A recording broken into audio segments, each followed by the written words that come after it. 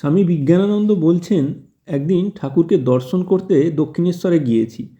এমন সময় ঠাকুর আমাকে বললেন, তুই কুস্তি লড়তে পারিস, লড় তো দেখি। এই বলে তিনি সোজা হয়ে মেঝের উপর দাঁড়ালেন। তার কথা শুনে আমি তো স্তম্ভিত।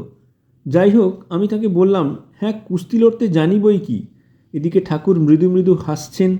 ক্রমে আমার দিকে এগিয়ে এসে আমায় জোরে ঠেলতে লাগলেন। আমার শরীর খুব বলিষ্ঠ ছিল। আমি তাকে ঠেলে নিয়ে দেয়ালের গায়ে চেপে ধরলাম। ক্রমে আমার মনে হলো যে তার হাতের ভিতর দিয়ে কী যেন একটা শিরশির করে আমার মধ্যে ঢুকে যাচ্ছে। সেই স্পর্শে আমার সর্বাঙ্গে রোমাঞ্চ হতে লাগলো। খানিক পরে ঠাকুর আমায় ছেড়ে দিয়ে হাসতে হাসতে বললেন, কেমন রে, হারিয়েছিস তো? কী যে জবাব দেব কিছুই ভেবে পাচ্ছিলাম না।